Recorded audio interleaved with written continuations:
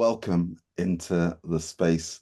This is the third in our series of distinguished addresses, intentionally not called masterclasses, because we find the masculinist patriarchal language of masterclass highly problematic. I'm Harry Sewell, and at the moment, the Decolpsych website sits with HS Consultancy, which is a company that I run, but I don't own that website.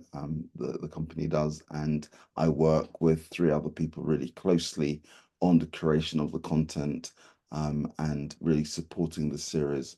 Dr. Kumaga, who's on the was on screen a moment ago, is one of them, and Dr. Simon Fernando, who many of you will know or know of if you're interested in this type of work. I won't say much about who I am. I really want to kind of get to the stage of introducing you to Pedro. But before we do, I just kind of want to remind you of the Decolpsych website, which is a rich repository of videos, peer-reviewed articles, thought pieces, just so much material that is freely available, which may well support students, academics, and practitioners in the field, really seeking to attend to this area of decolonizing psychiatry, psychology, and mental health more broadly. And what's really important in that is to recognize we're not just talking about abstracted ideas, just to kind of think differently, but what we're really interested in is what we need to do differently in order for our systems to become decolonized, and recognizing that there is no end point, but that endeavor is something we continue with.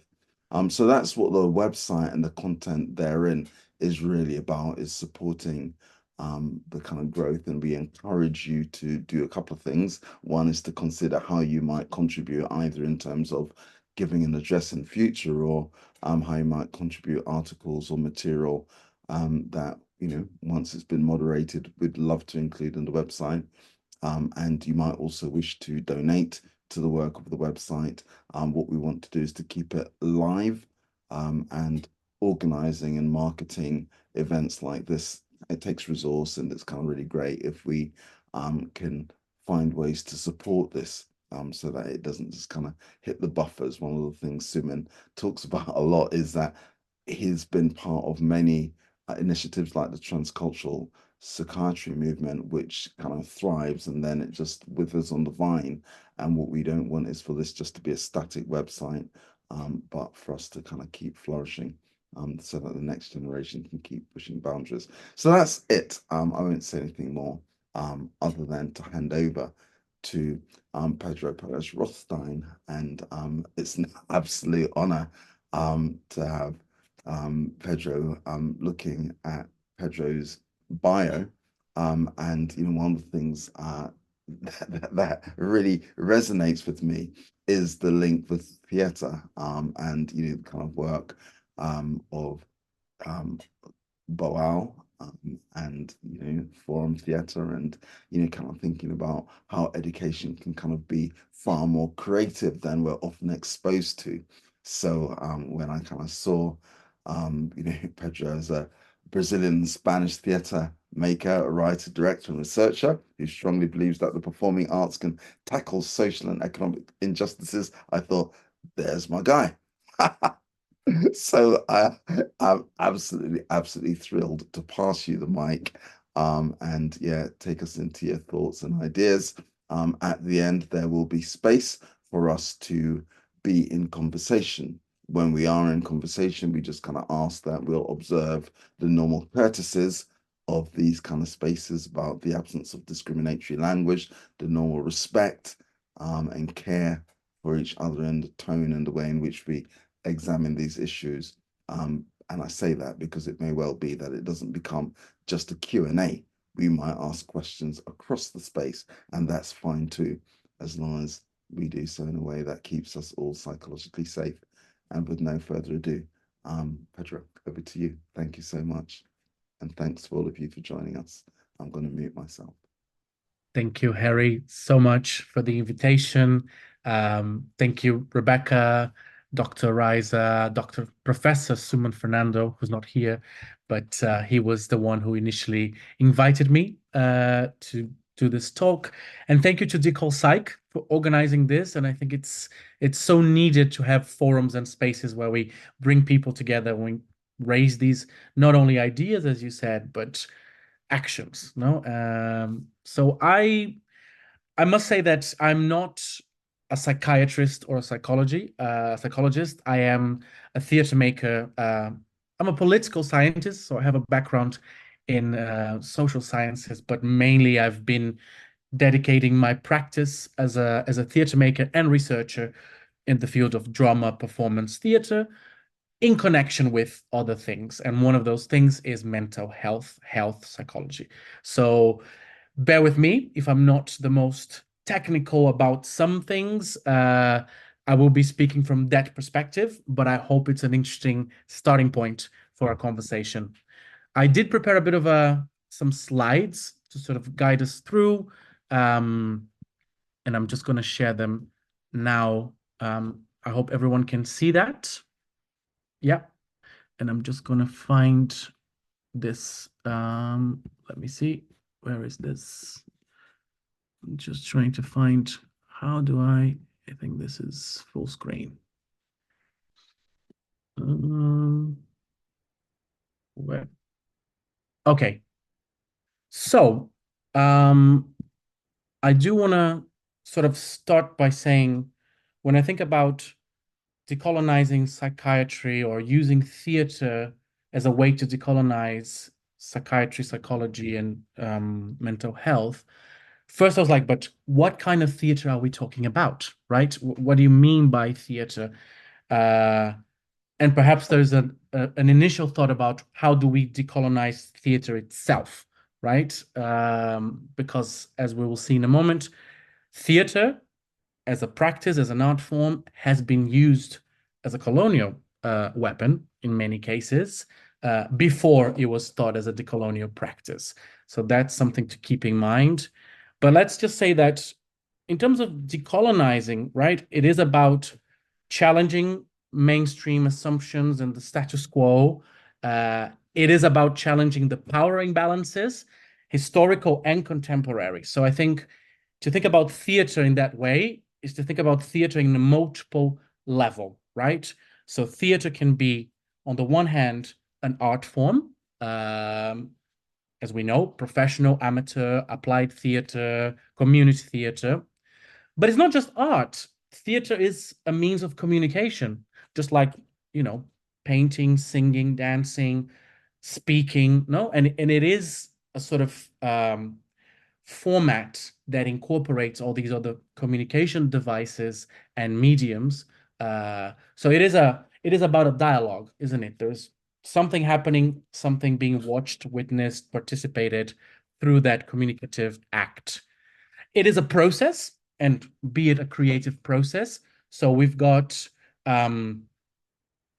theater is not just a play that you go to watch or a play that's been written, although it's also that.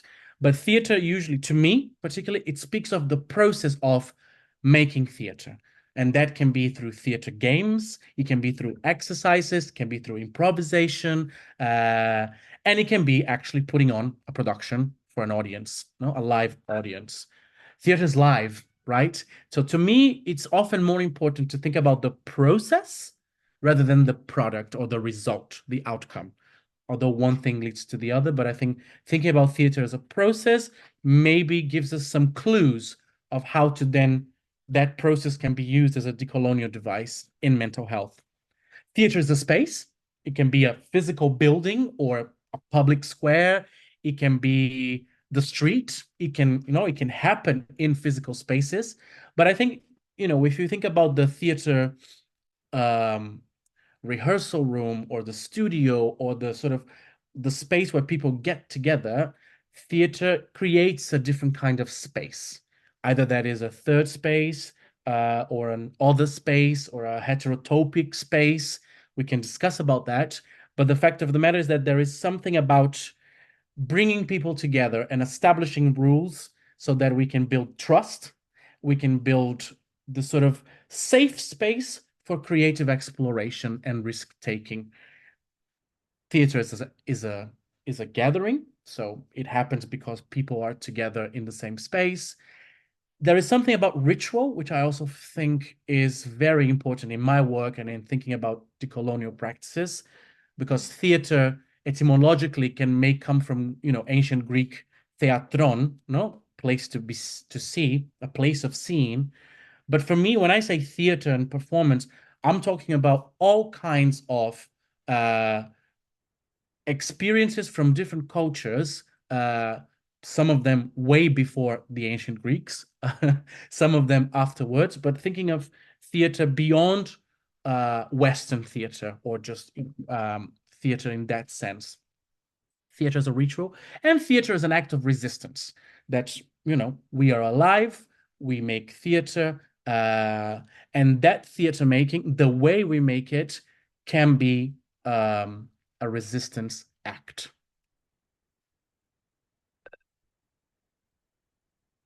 So that sort of introduction, just to give you, like, when I say theater, I'm thinking very broadly in all of these layers of theater. Obviously, in theater studies, people have tried to connect. So, okay, but theater has to happen in a culture, right? And there are hierarchies of cultures, or some cultures historically and presently still try to control or undermine other cultures or people and communities from other cultures. So then, there is something to think about how theater and culture operate, right? So this is a typology from 2002, actually. Sorry, there's a mistake there. So it's 20 years old, and in some ways might be outdated, but it is an interesting starting point to think about, when there is a crossing of cultures, or a theater that is engaging with different cultures, which is often the case because people bring, they embody cultures, they bring their cultural backgrounds with who they are, the languages they speak, the beliefs they had. So I would say that you're always operating in a cross-cultural setting, but that cross-culture can be, or can manifest in different ways, right? You can have a multicultural setting where all of these cultural backgrounds or cultures are cohabiting together, not necessarily in equal ways, right? So then when people say of small m multiculturalism, usually refers to a theater that acknowledges cultural diversity, but it stops there, right? So you might have a blind casting, or you might try to, by, the who gets to be on stage, what plays get to be performed, and how diverse are those plays. How diverse is the cast of a particular show? No? So that's small m. A big M would be to really bring those cultures in an equal footing. So instead of just giving a bit of room to cultures that have been historically marginalized, you actually put them center stage and you foster them beyond the stage, right? Beyond just a play or a cast decision. Another way of thinking it, and going into the theater of decolonizing and post-colonial, because most of the world still endures the negative impacts of colonialism, and that post-colonial theater might be syncretic in the sense that we are trying to bring back cultural traditions or theatrical traditions that were somehow prohibited, erased, no, from a particular group of people. So I'm thinking of Australia, for example, with Aboriginal theatre. So what kind of rituals and theatre have been erased by the colonial settlers, and how do we bring those traditions back to life? Same could be for indigenous peoples in Brazil, in Latin America, or in African countries. So that syncretic experience is trying to bring them as they were, right? It's different, but it's a sort of like heritage rescue in a way, through performance, through theater. And obviously, if you don't do that, if you just grab some things, then it's non-syncretic. hope this makes sense, and we can sort of debate this later. And then there is this idea of intercultural theater, which is, the way that those hierarchies operate. So when you have the encounter of different cultural traditions, maybe, East and West, North and South, how does that interplay occurs? And how much power or shifting of power is there? Obviously, if you are talking about a national culture like India, so Indian culture is one national culture, but within India, there are hundreds, if not thousands, of subcultures or other cultural expressions within what we consider India, or Brazil, or Uganda, or Jamaica. So I think it's interesting to see how the intracultural also operates, and obviously the extra when you're dealing with these bigger blocks of Western, Eastern, or North, Global South, Global North, which is the current sort of terminology that is used.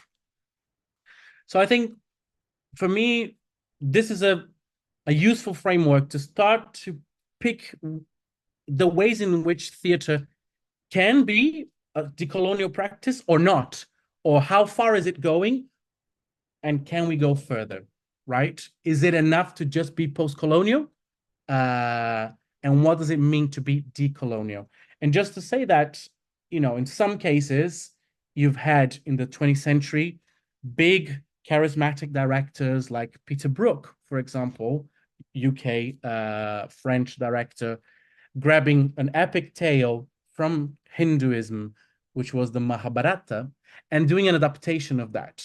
That is an example of sort of, extracultural, intercultural appropriation of something that did not belong to the creator's culture, but he went on and did it anyway.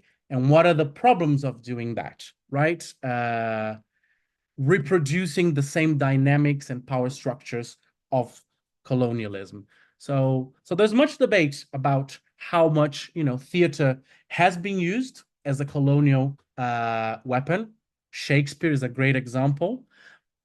But nowadays we can also think, can Shakespeare be a decolonial device? Well, perhaps in some ways. So I'll leave that open for discussion. But then when thinking about mental health and introducing mental health to the equation, I think it's interesting to think about Boal, as Harry was saying. So Boal is a Brazilian theater maker, He sort of devised this methodology called theater of the oppressed, which most of you or many of you will be familiar with. And it has been a staple for deconstructing oppressions or revealing oppressions that exist. And a big part of those oppressions can be framed as colonial oppressions. Some of them are external, the state, the police, the colonial powers that subjugate nations and people through economic devices, ideological devices. But sometimes those oppressions can be internalized. And that's when we really leap into the field of mental health, right?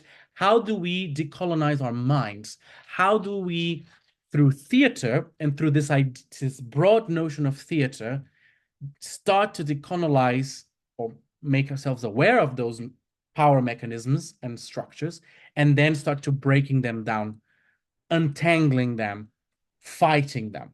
So the tree of the theater of the oppressed, as you can see, has its roots in solidarity, economy, philosophy, politics, history, ethics, which feed into image, sound, and word, which are the instruments, the basic instruments of human language that we use in drama, in theater. And then through games and images, we create image theater, which is basically embodying images. And then there are some sort of branches that, through Boal's work, were developed. So newspaper theater was about seeing through the news, behind the news. Direct actions was about literally going and transforming society. Legislative theater was about his experience as a counselor in Rio, so actually being a lawmaker, a policymaker, as well as a theater maker, and then using theater for as a way to create laws and policies in the city of Rio. Invisible theater is a type of theater where you don't tell people that this is happening. You perform a scene in a public space, in the street, in a restaurant, in a hospital, in whatever public setting, but people do not know that it's a theater scene. And then it's about seeing what kind of reactions we get from a particular scene. And then finally, Rainbow of Desire. The Rainbow of Desire is a series of introspective techniques, and this is where Boal's work really touches therapy and therapeutic psychological work. So that's why I brought this tree here, and it's about unveiling the sort of layers of oppressions that we internalize, but also revealing the desires, oppressed, repressed or not, that an individual, either it's a person or a character, might have. So through the theater process, we reveal those desires and oppressions. Just to sort of frame this beyond Boal, in my doctoral research ongoing, I do focus a lot on theater and mental health and what kind of results or ways theater can engage. So one might be health prevention. So we use theater to promote or to prevent a particular disease or situation. We can also use theater to promote well-being. We can use theater, as I said more broadly, as a healing practice, drawing from cultures that perhaps are not the mainstream Western culture, and also theater as therapy. And here we're going to have a whole range of experiences, from psychodrama to drama therapy to social drama, etc. So this is literally grabbing theater and introducing it as a therapeutic method. But that said, I would say that theater can be therapeutic without being therapy. And then there are therapies that use the arts and using performing arts or theater in a more direct way. So far, so good? Yeah. So just to briefly talk about some, I guess, authors or reference, and I'm sure most of you will know, but I think this is more leaning into the psychiatry, psychology field and how to decolonize that. So Boal I already mentioned. Vitor Pordeus, I know he's part of Decolpsych. He's Brazilian. I will talk briefly. But, I would like to start with Fanon, who is, big name in terms of post-colonial studies and theories, but also actual liberation fight. He joined the sort of revolutionary movement in Algeria against the colonial rule of France. He was a psychiatrist, and obviously his work was very much about identifying how racism and how Black people were treated differently, but also gender differences in terms of pathologies and pathologizing certain behaviors based on race, gender, ethnicity. So I think this is very much groundwork for, transcultural psychiatry practices. But what I want to really say about Fanon is that he was also a playwright. And I think not many people know that, but he was a playwright. And he saw in theater, and he was inspired by Aimé Césaire, who was a poet from Martinique, and he himself wrote plays. And I think that is very telling of how theater can also, be embedded in a decolonial psychiatric practice, because he was a doctor, he was a fighter, but he was also an artist or a writer, a theater playwright. So I just put this word here from one of the characters in The Drowning Eye, which is one of the plays that he wrote still as a young student. But I think these words kind of summarize a lot of the thinking and actions that he would then pursue in his life and work. So, then death is right against life. Hearts must stop beating. The spring must cease its wedding march. Then the smile must desert and give away to the hideous tenseness of anxiety and death. Mere words, you say? But words, the color of pulsating flesh. Words, the colors of mountains on heat, of cities on fire, of the resurrected dead. Words, yes, but battle flag words. Words like swords, the love that makes you live to the power of two. A word, but a word strangled by life, bristling with life. A thirsty, hungry, screaming word that cries, calls out, is engrossed, and gets lost. So the power of words, just as much as the power of being and the power of acting, being, performing, either performing psychiatry and medicine or performing theater and art. Moving on to Brazil, and another psychiatrist who was not a theater maker, but she was a revolutionary in different ways. Some of you might know the work of Dr. Nisi da Silveira. She was a woman, a white woman in the 20th century in Brazil. She studied medicine. She was the only woman of her promotion. Out of 127 students, she was the only woman. And then she goes on to work in civil service, becomes a psychiatrist, and works in Rio de Janeiro in the 1920s and 30s. She's arrested because she had some subversive books in her shelf. She was engaged with the communists, and obviously that led her to be seen as a threat at the time. She was arrested for a few months and then banned from civil service. That experience of being arrested changed her life. So 8 years later, when she comes back after the dictatorship in Brazil had finished, had ended, she goes to work in this mental hospital called asylum called Instituto Dom Pedro II, the name of the emperor, which was in the outskirts of Rio, in Engenho de Dentro, a place already marked by colonialism, slavery, and those traumatic, terrible stories. And she goes to work there. And what she finds is that the mainstream psychiatry practice was basically electroshocks and insulin-induced comas and and obviously straitjackets. So basically aggressive methods to treat mental illness that were based on Western science, and they were brutal. So she refuses to do that, and then she's placed in occupational therapy. Occupational therapy at the time was basically put the inmates to do some work, clean the asylum, and that's it. So what she does is that she sort of creates a space for flourishing. She creates an arts and crafts atelier. And then what happens is that through the arts, the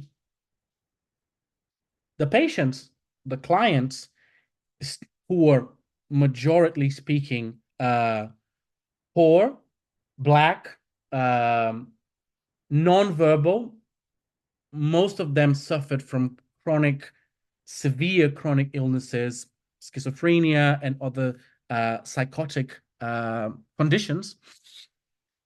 And through the arts, she gets a breakthrough. She basically sees that patients start to create, paint, sculpt, do music, and that is a breakthrough.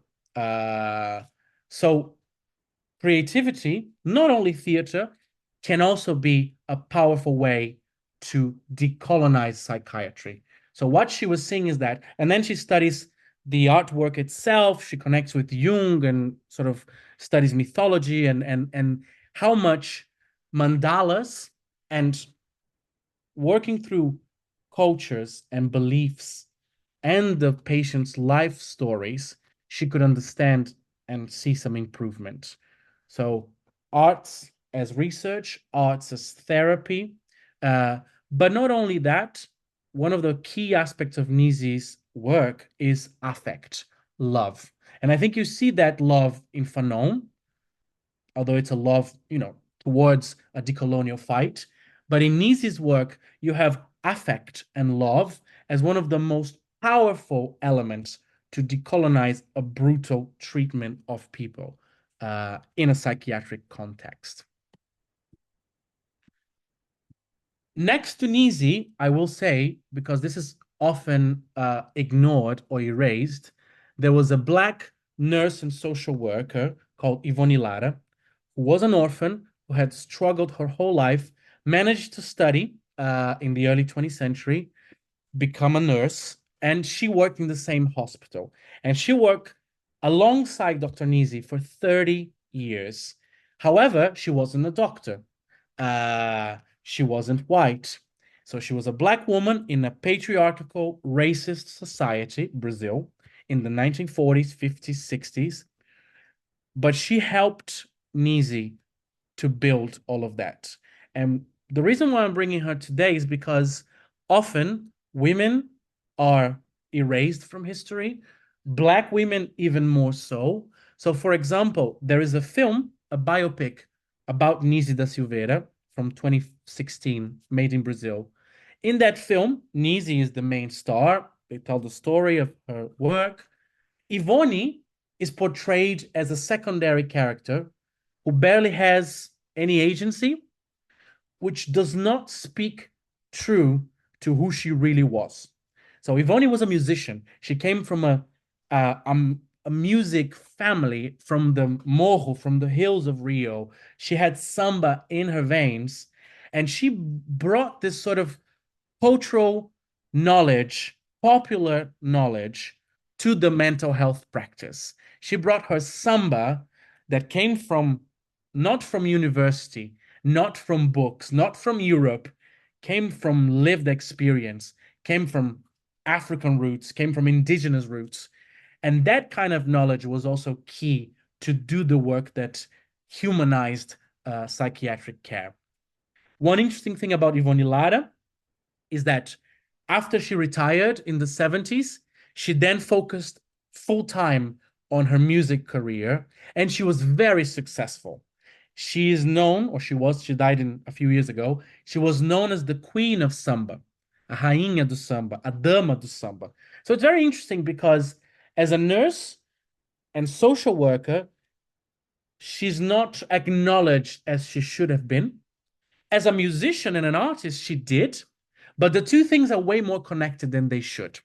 And I think what is interesting for us here and the work of Decolpsych should definitely be about finding and treasuring those pioneers like Ivone, like Nisi, who are perhaps forgotten, who are, not acknowledged enough, both in the past and in the present. So this is also an invitation for us to really treasure those figures that are there in many countries and contexts, but often don't get praised as they should.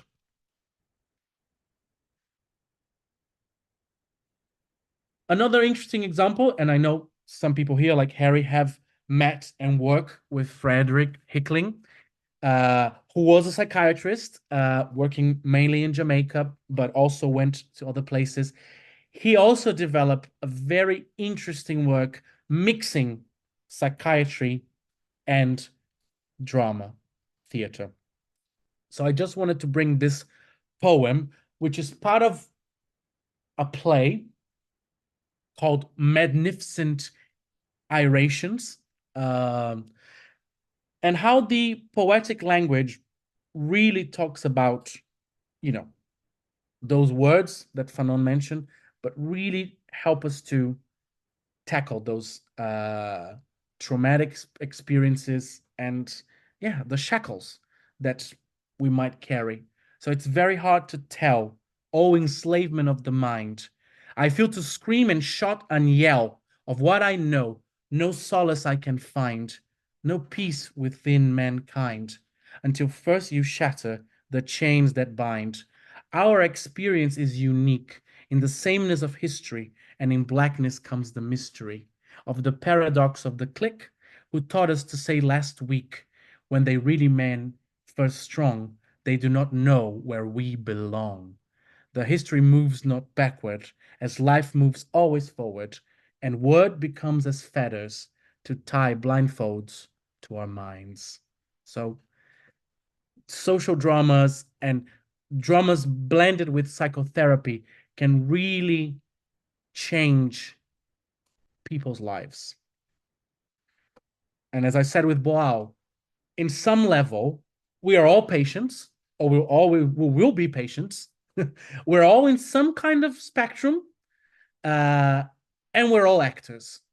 And that for me is the ultimate decolonial thinking, because if we're all actors, we can direct and write our own stories. We can challenge the scripts that come from outside and build a different narrative, especially if we are working together. So, and theater happen everywhere. So this idea of a democratic understanding of theater, not elitist, not for the few, but for everybody. And I think in that sense, Vitor Por Deus, who is, and I'm finishing in 3 minutes, Victor Por Deus is a disciple of Nisi who continued her work in Rio in the same hospital. By the way, the hospital now carries her name and is no longer an outpatient facility. It's more of a research center where the Museum of Images of the Unconscious is situated. But basically, Vitor, he works with patients, doctors, and family members, and he uses theater, sometimes Shakespeare. He uses Hamlet, for example, or Oedipus. So he is decolonizing some of these classic texts by performing them on the streets, by performing them in the carnival, by performing them in the middle of Rio, and raising awareness and putting, mental health policy at the center of debate through the arts. Another company that does a similar work in Sao Paulo is called Wayne's, which is an invented word. In this case, they have a more what they call schizoanalysis or schizocenic kind of approach. But basically, they include people with lived experience of psychosis, philosophers, doctors, other professionals to create unique pieces of theater and discuss how do we understand madness in these mad times that we live. And finally, I just want to dedicate a few words and then open the discussion on my own practice. So I am Brazilian. I grew up in this, amazing and yet cruel society. I learned theater or encountered theater when I was 10, and it really changed my life because I encountered a space where I could be myself and encounter with others and respect others and learn from others in a way that I couldn't find elsewhere. And this is something that I now, well, has become my métier, my job, really. So theater as a research, practice-based research, the workshop and the creative process as a research methodology, as well as a creative process. So in London, I've created a drama society at the University of the Arts London as a student, did many things and sort of honed my practice. Now I'm at Queen Mary and I run a theater lab with students.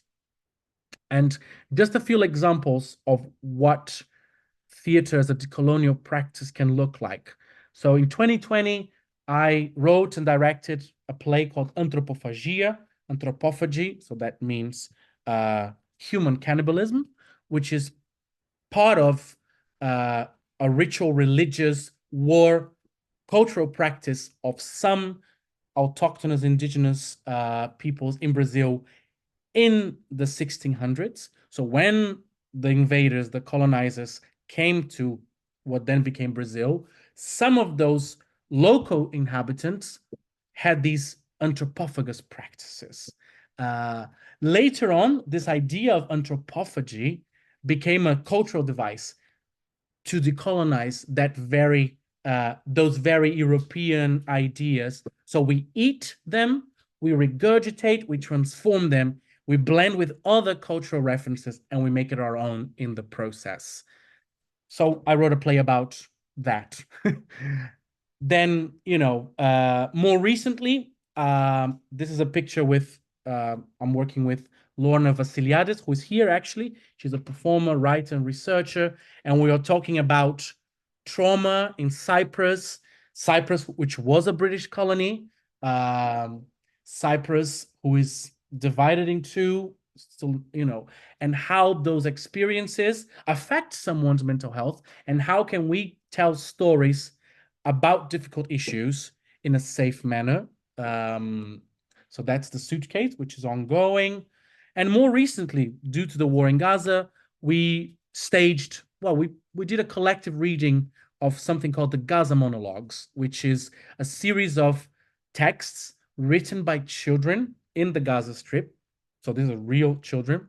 And we did a reading in different languages. So basically, we had translations in Arabic, in English, in Portuguese, and then people who came to this did their own translations on the spot. So people would spontaneously, okay, I'm going to translate this to my own language from somewhere in the world. So this is just a few examples of how I'm trying to do this, perhaps not always achieving, but at least it's worth a try. So thank you. And I would like to now bring it to the group. I know it's a lot. I hope that made sense. And I run over a little bit, but yes, it would be really nice to listen from people and have a bit of a conversation. Thank you. Thank you so much, Pedro. That was fantastic. Absolutely, absolutely love that. So yeah, I'm keen to hear comments, responses, questions, reflections. I know it's a lot to take in, because you're sort of like, blah, talk a lot, and I could not see my face. But yeah, anything, if that relates to what people do, what people are interested in, or other examples of theater arts as, a decolonizing practice in psychiatry, psychology, and mental health. I'll make some reflections. Thank you, Pedro. Pedro's an amazing director, collaborator. A few things that come to mind with the Gaza monologues. I felt it was a very powerful space that brought very different cultures and ways of thought together, and different forms of oppression. So we had people who have been directly affected.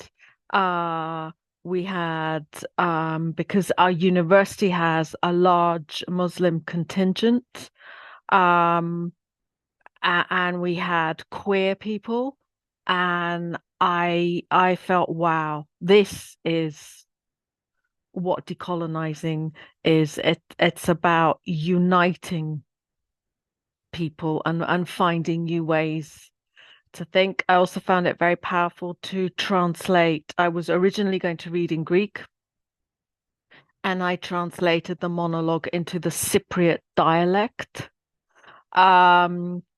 Cyprus has been colonized and has really suffered from colonization, and then bringing that to today in terms of how we make theatre. A big problem for many of us is that the theatre world is colonized, and so breaking into those structures where they have to tick a box every now and again. Yes, we're going to appoint one Black person, or yes, we're going to have a diverse group. And a lot of it is tokenism.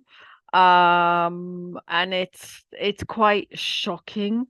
But it is slowly shifting. So I think the Bush Theatre is an example of a theatre that's doing great work in terms of giving people new voices.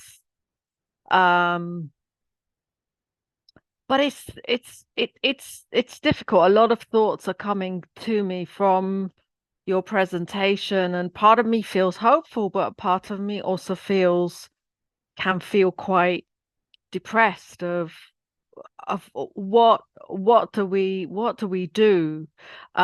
So there is an amazing actress, Anushka Lucas, who is mixed race. She wrote a piece about colonization that was on at the Bush Elephant, and at the moment she is acting in the Crucible.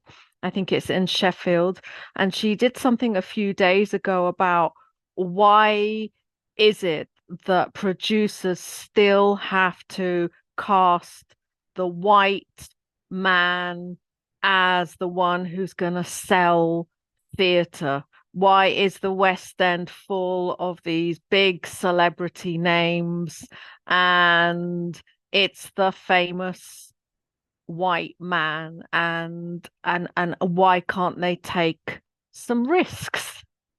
Why rely on celebrities? And she raised the question of, and I think we can go around in circles with this, of theatre is struggling, so to get people to the theatre you have to cast the celebrities, but then that excludes people from going.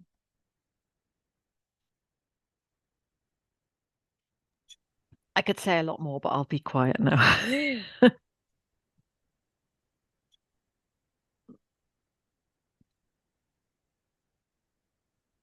Whilst people reflect, there's so much I kind of want to ask and comment on, which I won't. But there's one particular theme I did want to draw in, and that's because, of course, this is located within the context of decolonizing psychiatry, psychology, and mental health more broadly.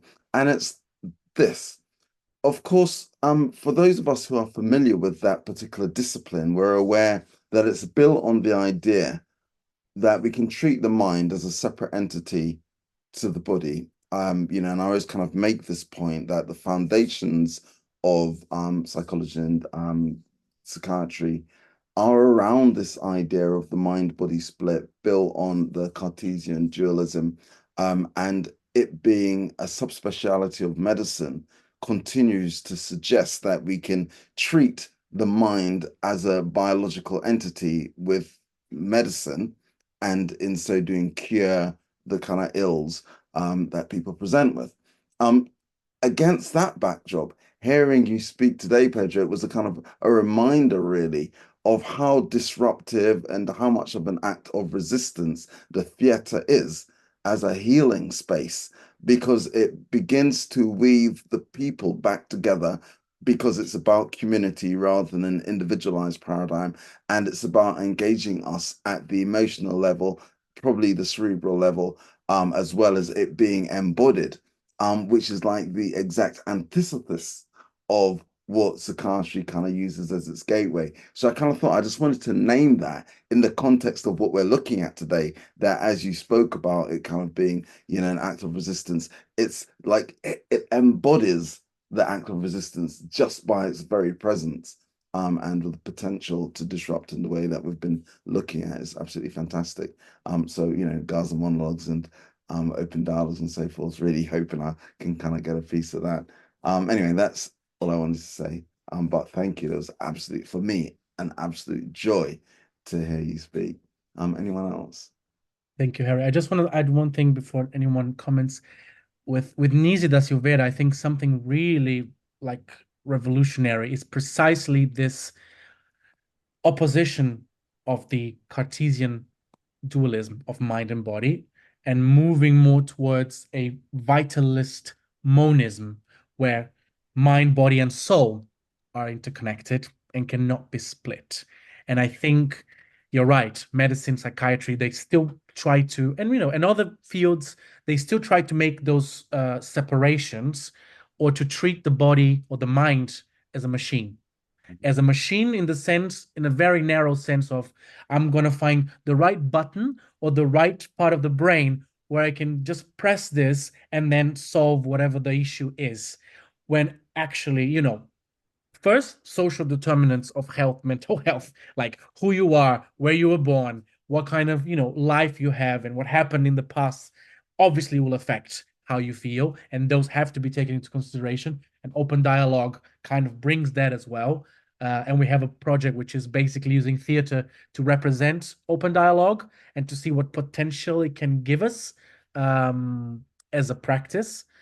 But you know, Nisi also talked about, because when you put that monism or vitalistic monism, you're also looking at plants and animals in a different way. Humans are not, you know, the top of the trophic chain. We are another being in this planet. So then she used cats and dogs as co-therapists in the care, usually stray dogs and cats. So when you talk about affect, you're talking about really seeing people, not seeing a pathology, not seeing a label. So I think that is really groundbreaking. And maybe here now in London, in England, in the UK, it is common to talk about creative health and social prescription and arts and mental health. But back in the 1940s, people were using the ice pick as, you know, so to do lobotomy. So, you know, so that kind of energy, I think it's still necessary today. And to find the Nises and Ivonis and Fredericks and you know, Fanons today, I think it's also crucial for all of us. Awesome, because it's contemporary.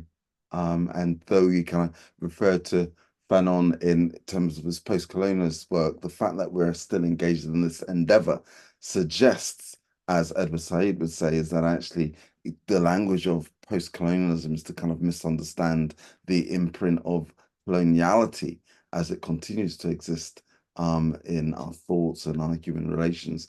So yeah. Anyone else want to kind of come in before we draw our time to a close?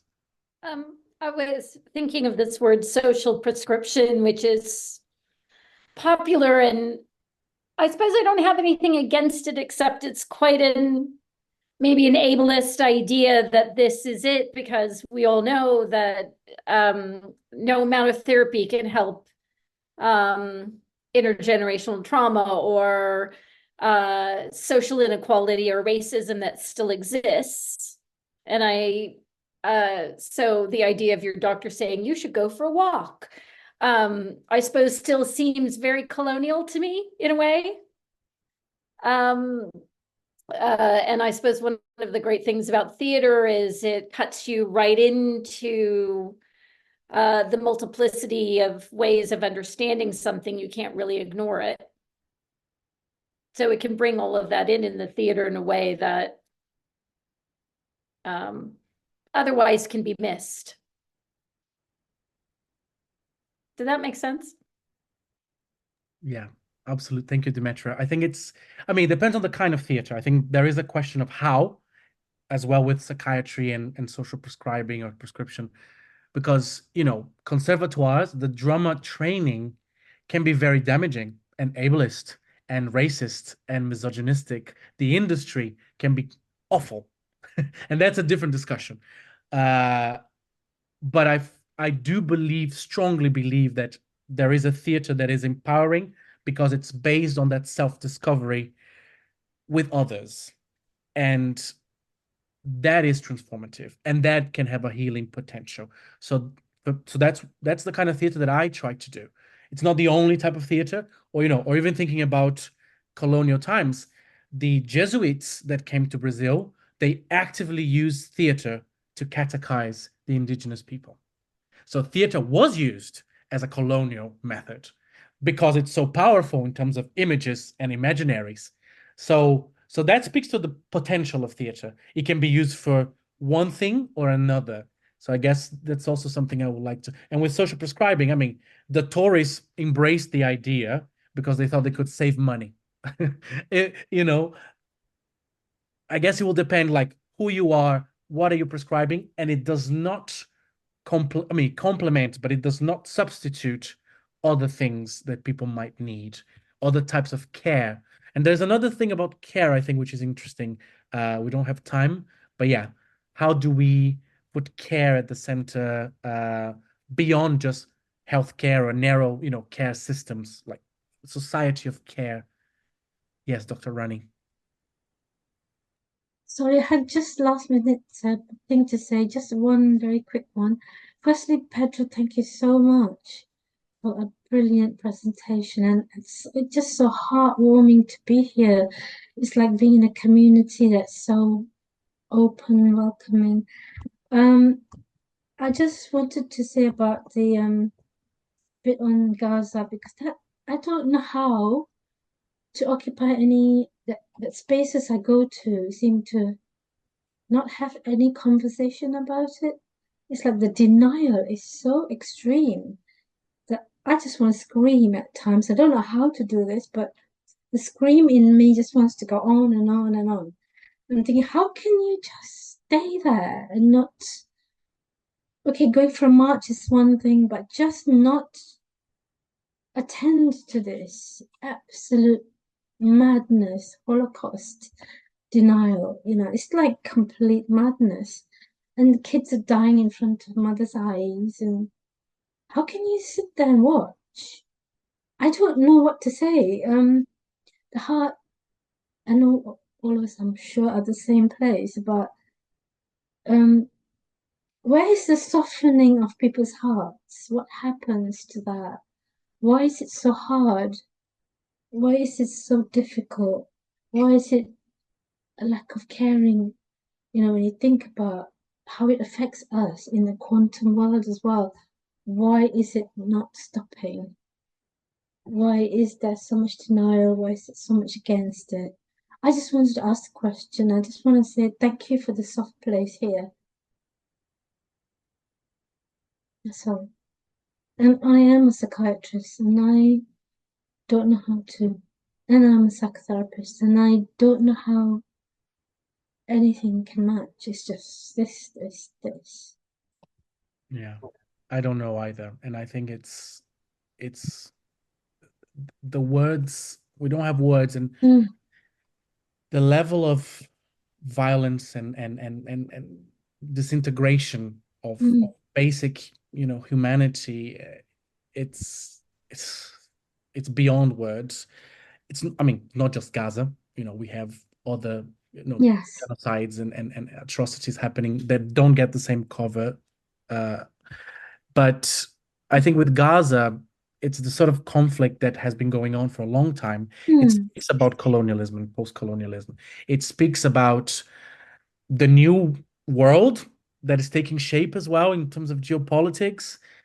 Psychoanalytically, I think there is something very interesting about how one people who was victim of a Holocaust and was oppressed for centuries then sort of translate that oppression towards another people. There's something there not really well processed in my mind, like the shadows of that past, Yes, and now you yes. do something similar or worse. And and I have Jewish heritage in my family, so I cannot condone and I cannot accept, but the Gaza monologues, I think it was, what can we do? Well, me in Queen Mary with other people, we organized that. We occupied an institutional space. We called out on the implicit complicity attitude of universities and other institutions in this country. And we did this ritual, which was less about performing, and it was more about being together, reading together those voices who are being murdered, and then breaking bread together. And obviously there was, donating and aid campaigns, and the political element was also present, but it was mainly about, we are here from all cultures, as Lorna was saying, and we're going to read these words in our own language. And by doing that, we express solidarity, but we also make these voices be heard. Yes. They're not being heard. Is it enough? No. But it's what we did last month, and we'll continue doing things. But it was a moment of at least doing something wherever we were with whatever resources we had. But there's so much. I mean, I keep thinking, Dr. Ronnie, that after we managed to stop the the massacre and the war, there will be so much work in terms of healing and peace, sort of, yeah, processing the trauma of what happened, and this will take generations. Absolutely. And thank you, Gaza Monologues. Yes, absolutely. Thank you. And to maybe end with another kind of reflection from all really insightful discussions. I think when we think about healing of trauma and processing trauma, one thing that I always kind of think about is that for a lot of our people who are suffering from oppression and suffering from mental health, that there is this expectation that we understand how they can talk about their difficulties, when actually using language to discuss their pain and the suffering is not an easy thing. And actually theater makes it perhaps more accessible for everyone to hear their stories, hear how they demonstrate and manage their difficulties. So I think when we think about theater and decolonizing, I think that's a very important thing to acknowledge, also in the context of accessing mental health services and care. We can't just do it with language alone. We can use theater, poetry, embodying the pain to share that message and share that understanding. Thank you. Thank you, Raisa. Thank you, all of you, for coming. Sometimes we feel, we look around, are there going to be 100 people? Are there going to be a few? And just be reassured that elsewhere around the country, there are gatherings of people, maybe not all here, but around the country, doing some work to really kind of think differently about what it means to be human and to maintain human connections that are nourishing and transformative rather than just purely transactional. So thank you all for being here. Thank you to the team, Dr. Kumaga, Professor Simon Fernando, and the rest of the core team around Decolpsych. And thank you, Pedro, for absolutely fantastic presentation. And my huge thanks to Rebecca, who is not just my right arm, but my left arm and part of my brain too. Thanks for getting these to get off the ground. Thank you so much, everyone. Have a good rest of. Thank you, and stay tuned for the next talks as well. Thank you, of course. The series. Yeah. That should be my shout out. Check out the rest of the series. Amazing speakers. So yeah, we're looking forward to seeing you then. Thank you all. Thanks, Pedro. Thank you for people coming here. Thank you very Have a lovely evening. Bye. Thank you.